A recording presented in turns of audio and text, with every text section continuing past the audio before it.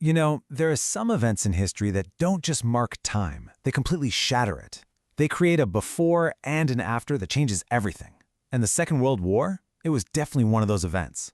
We're talking about a conflict so huge, so destructive, it didn't just redraw a few borders. It fundamentally reshaped the entire modern world. So let's dive into how it all started. Just try to imagine walking past a newsstand and seeing this, September 1st, 1939. The headlines are screaming at you in big, bold ink. Germans invade and bomb Poland. For millions of people, this wasn't just news. It was the sound of the world as they knew it plunging into total darkness. You see Britain mobilizing, France declaring a state of siege. The first domino had just been pushed. So how did this fire spread so unbelievably fast? Well, it all kicked off with the invasion of Poland, but it was how Germany invaded that just left the world completely stunned. They had a new, terrifying way of fighting. It was a concept they called blitzkrieg, which literally means lightning war, and that's exactly what it was.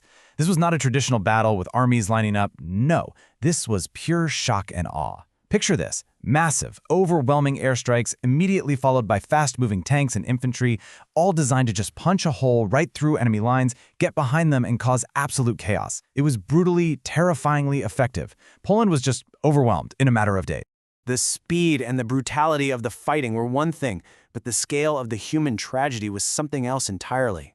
It's a cost so big it's honestly hard to even wrap your head around. 75 million. Just let that number sink in for a moment. 75 million people. 75 million lives lost. It's a figure so massive it almost becomes meaningless. It's so hard to comprehend. And this chart, this starts to break down where that unbelievable cost was paid. I mean, just look at the bar for the Soviet Union. We're talking over 20 million dead. Then you look at China, where military and civilian deaths hit a similarly catastrophic scale. And see those orange bars? Those are civilian deaths. In so many countries, they completely dwarf the red bars, the military losses. This wasn't just a war between soldiers. And this right here, this is the most crucial point. Look at this breakdown.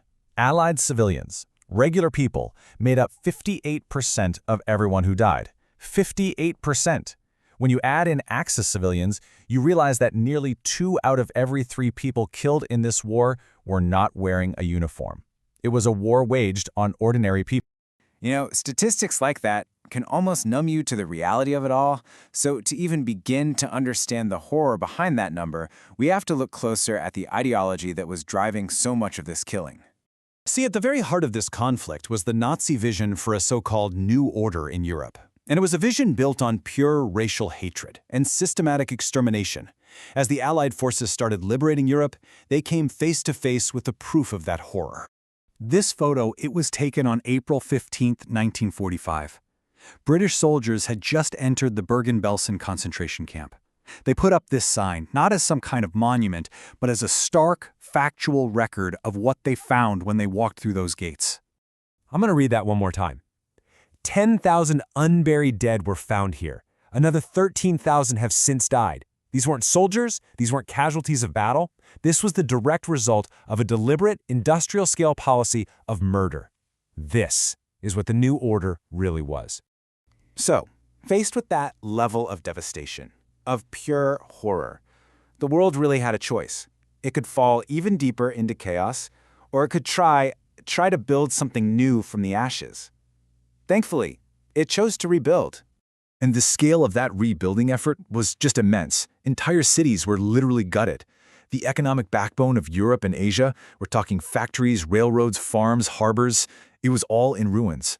The world wasn't just mourning its dead, it was literally trying to pick up the pieces from the rubble. But it wasn't just about rebuilding buildings. There was this profound global demand for justice.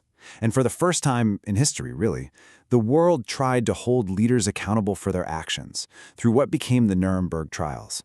This is where the concept of crimes against humanity was really established. Top Nazi leaders, the architects of the horror, were tried and sentenced. It set a whole new precedent for international law. And out of this desire to make sure a global catastrophe like this never happened again, a new organization was born. In April of 1945, before the war was even officially over, the United Nations was created. Its main job, of course, was peacekeeping, but it was also designed to tackle the root problems that can lead to war in the first place. Things like poverty, disease, and lack of education. It was a really hopeful attempt to build a more cooperative world. So, 75 million lives lost, a world torn to pieces, the creation of global institutions designed to ensure it never, ever happens again. All of which leaves us with the most important question of all, one that echoes from the past right into our world today. Looking around, have we truly learned the lessons of the war that changed everything?